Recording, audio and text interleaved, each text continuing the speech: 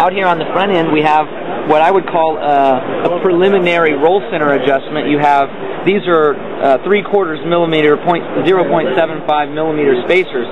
So like if you want to just test if you run a lower roll center or a higher roll center, you can actually do that on the fly. You can come back, pull a couple set screws out, relocate the shims, and then go out and try a higher roll center or a lower roll center. And then you can at least determine if that's something you want to do, maybe more of in one direction, and then you could go into the inside and do a little bit more advanced adjustment. This is like a more preliminary adjustment, so you can kind of first try it. If you like it, then you can go into that direction again, a little more extreme on the inside. We incorporated a nice round bumper here on the front. A lot of people may not understand its value, but if you have sharp, jagged bumpers in the front, I feel it's very difficult when a car comes down on a landing. If this bumper is too sharp or too shallow of an arc, you're more likely to stick the car.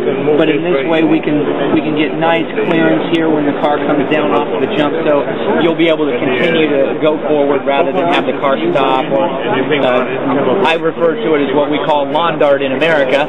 You know, darts into the ground and then it stops. So hopefully this helps the car get back on the ground and helps you go faster again.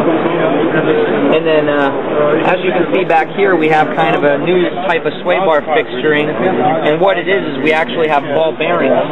The sway bar actually rides on ball bearings in the car, so your sway bar will always, it engages immediately. It's an instantaneous engagement.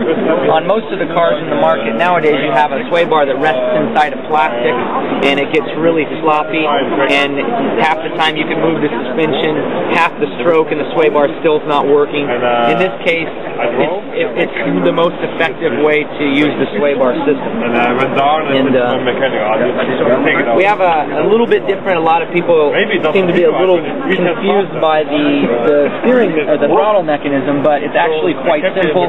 We have one 90-degree elbow. We utilize one throttle linkage, one brake linkage.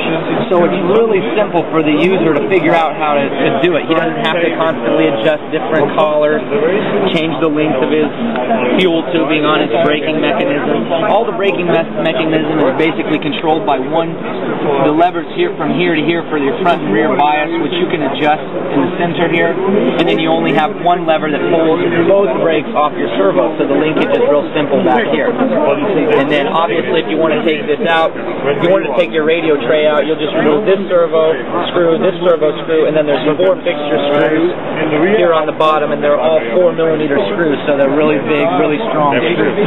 So getting the radio box in and out is extremely simple. And it's also basically one big box, so it gives you this nice appearance from the perspective of just looking at it. It doesn't look like a bunch of pieces attached to each other. It's one really long, rigid box that gives the chassis a little bit more strength across the center of the chassis, so it doesn't put a lot of stress on any of the parts of the engine here in the front. You're not going to have an uneven flexing going on here like some of the other cars have, where the chassis gets bowed at the opening for your flywheel. So those things have all kind of been taken into account to reduce any sort of chassis damage. And then of course we have, this braking mechanism is all spring-loaded. And then it's just really nice. It's the little details. There's a lot more. I have a new system here that reduces all the friction. This is a ball, so the linkage itself can swivel. So if you don't have your carburetor adjusted just right, the linkage can find your carburetor ball, and it won't bind up out here at the servo. So it actually makes it a lot easier for the consumer to get his linkage actually set up. Another feature we have back here is we have all the drive shafts are captured by bearings, so you can't lose the drive shaft pin. We actually incorporated a new system inside there so that the bearings, this is actually the very first set of bearings. This car has been ran 3 months. We've had 0 bearing failures because the design of our assembly in there really utilizes keeping the bearings nice and straight, so that way they don't take any side loads that they should be subjected to by the ring and pinion gear inside the car. So, I mean, those are some basic features, that the customer himself will actually enjoy.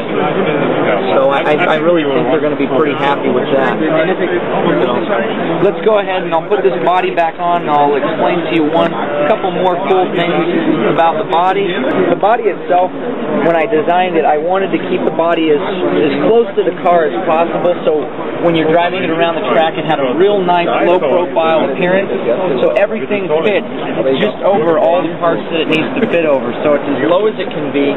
The cab is really nice and proportionate to the body. It's about the same as the side rail, so the cab is not overly large, not overly high. The air filter fits nicely underneath it, and then back here, since we had such a low-cut body across here, and our shocks were now here, we utilized a little bit of downforce in the body to try to get any air that did manage to travel across this long surface, we could get it up into the wing to give us some nice, good downforce in the rear of the car.